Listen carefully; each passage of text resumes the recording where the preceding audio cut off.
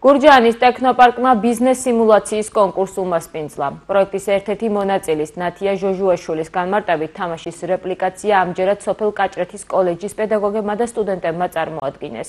პროფესიული უნარების სააგენტოს მიერ დაფინანსებულ ღონისძიებაში საქართველოს ყველა პროფესიული სასწავლებელი მონაწილეობდა. კოლეჯმა განთიადმა მიიღო მონაწილეობა პროფესიული უნარების სააგენტოს მიერ გამოცხადებულ კონკურსში. ეს კონკურსი შინაარსობრივად ექსტრა კურიკულური აქტივობებს ეხებოდა. დაფინანსდა პროფესიული უნარების სააგენტოს მიერ.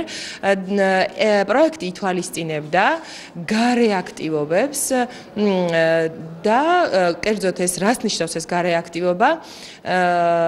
თვითონ პროექტი ეძღვნება ერთ-ერთი ბიზნეს სიმულაციის როლური თამაშის რეპლიკაცია გახლავთ, რომელიც უკვე ჩატარდა და განახორციელა კოლეჯმა განთიადმა კასპიის პროფესიულ სასწავლებელში რეგიონის მასშტაბით. ახლა კი ტარდება გურჯაანში, კერძოდ კოლეჯი IC იღებს მონაწილეობას. კოლეჯი IC-ის რამდენიმე ფილიალის პროფესიული სტუდენტები არიან ჩართული, მათ შორის თამაში მონაწილეობას იღებენ ან როლურ თამაში ბიზნეს სიმულაციაში პროფესიული კოლეჯების მასწავლებლებიც და ეძღვნება ეს თამაში მეწარმეობის მოდულის